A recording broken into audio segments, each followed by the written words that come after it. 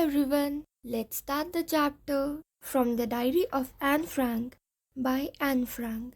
Before you read, Anneliese Marie Anne Frank from 12 June 1929 to February or March 1945 was a German-born Jewish girl who wrote while in hiding with her family and four friends in Amsterdam during the German occupation of the Netherlands in World War II. Her family has moved to Amsterdam after the Nazis gained power in Germany but were trapped when the Nazi occupation extended to the Netherlands. As persecutions against the Jewish population increased, the family went into hiding in July 1942 in hidden rooms in her father, Otto Frank's office building. After 2 years in hiding, the group was betrayed and transported to the concentration camp system, where Anne died of typhus in Bergen-Belsen within days of her sister, Margot Frank. Her father, Otto, the only survivor of the group, returned to Amsterdam after the war ended to find that her diary had been saved. Convinced that it was a unique record, he took action to have it published in English under the name The Diary of a Young Girl. The diary was given to Anne Frank for her 13th birthday and chronicles the events of her life from 12 June 1942 until its final entry of 1 August 1944. It was eventually translated from its original Dutch into many languages and became one of the world's most widely read books.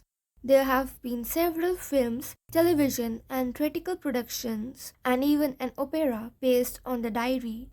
Described as the work of a mature and insightful mind, the diary provides an intimate examination of daily life under Nazi occupation. Anne Frank has become one of the most renowned and discussed of the Holocaust victims. Now let's start the chapter.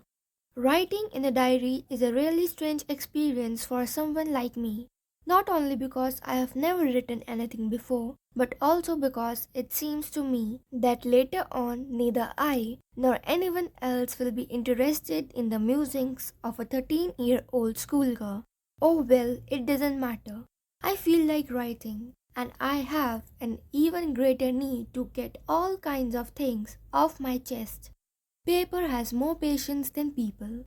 I thought of this saying on one of those days when I was feeling a little depressed and was sitting at home with my chin in my hands, bored and listless, wondering whether to stay in or go out. I finally stayed where I was, brooding.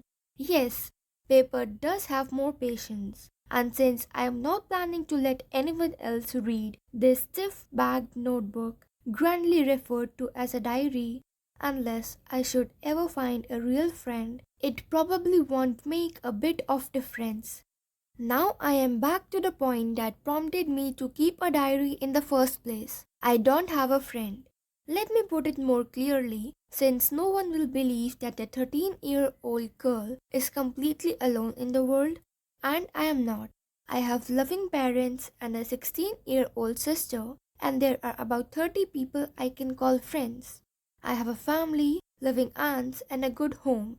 No, on the surface, I seem to have everything, except my one true friend. All I think about when I am with my friends is having a good time. I can't bring myself to talk about anything but ordinary everyday things. We don't seem to be able to get any closer, and that's the problem. Maybe it's my fault that we don't confide in each other. In any case, that's just how things are, and unfortunately, they are not liable to change. This is why I have started the diary. To enhance the image of this long-awaited friend in my imagination, I don't want to jot down the facts in this diary the way most people would do, but I want the diary to be my friend, and I am going to call this friend Kitty. Since no one would understand a word of my stories to Kitty if I were to plunge right in, I had better provide a brief sketch of my life, much as I dislike doing so. My father, the most adorable father I have ever seen, didn't marry my mother until he was 36 and she was 25. My sister Margot was born in Frankfurt in Germany in 1926. I was born on 12 June 1929. I lived in Frankfurt until I was 4. My father immigrated to Holland in 1933.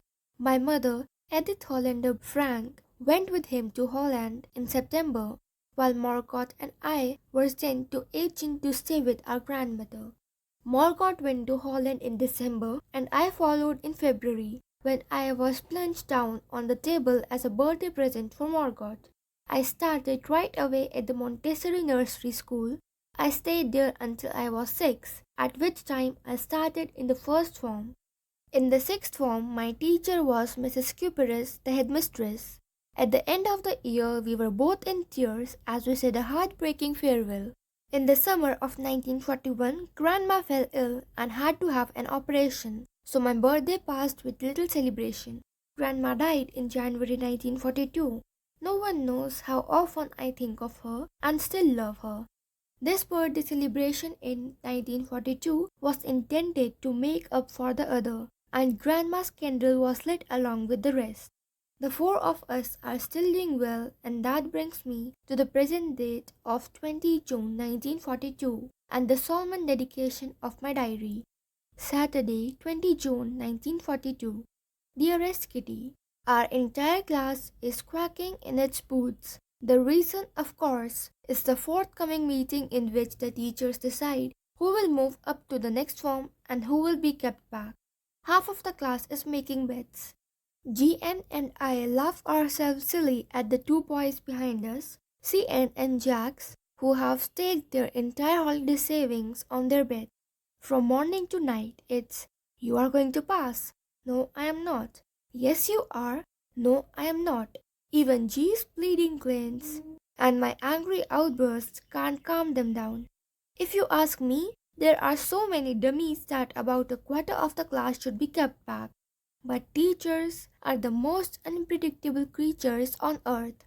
I am not so worried about my girlfriends and myself. We will make it. The only subject I am not sure about is maths. Anyway, all we can do is wait. Until then, we keep telling each other not to lose heart. I got along pretty well with all my teachers. There are 9 of them, 7 men and 2 women. Mr. Keesing, the old fogey who teaches maths, was annoyed with me for ages because I talked so much. After several warnings, he assigned me extra homework, an essay on the subject, a chatterbox. A chatterbox? What can you write about that? I'd worry about it later, I decided. I jotted down the title in my notebook, tucked it in my bag, and tried to keep quiet. That evening, after I had finished the rest of my homework, the note about the essay caught my eye. I began thinking about the subject while chewing the tip of my fountain pen. Anyone could ramble on and leave big spaces between the words, but the trick was to come up with convincing arguments to prove the necessity of talking. I thought, and suddenly I had an idea. I wrote the 3 pages Mr. Keesing had assigned me and was satisfied. I argued that talking is a student's trait and that I would do my best to keep it under control, but that I would never be able to cure myself of the habit, since my mother talked as much as I did, if not more, and that there is not much you can do about inherited traits. Mr. Keesing had a good laugh at my arguments, but when I proceeded to talk my way through the next lesson, he assigned me a second essay. This time it was supposed to be on an incorrigible chatterbox. I handed it in, and Mr. Keesing had nothing to complain about for 2 whole lessons. However, during the 3rd lesson, he had finally had enough. Anne Frank, as punishment for talking in class, write an essay entitled "Quack, Quack, Quack," said Mistress Chatterbox. The class roared. I had to laugh too, though I had nearly exhausted my ingenuity on the topic of chatterboxes.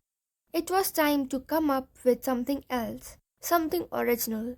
My friend San, who is good at poetry, offered to help me with the essay from the beginning to end in verse, and I jumped of joy. Mr. Keesing was trying to play a joke on me with this ridiculous subject, but I had made sure the joke was on him.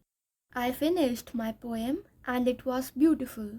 It was about a mother duck and a father swan with 3 baby ducklings who were bitten to death by their father because they quacked too much. Luckily, Mr. Keesing took the joke the right way. He read the poem to the class, adding his own comments, and to several other classes as well. Since then, I have been allowed to talk and haven't been assigned any extra homework. On the contrary, Mr. Keesing's always making joke these days. Yours, Anne. Extracted from the Diary of a Young Girl with slight adaptation. That's all for today. Thank you.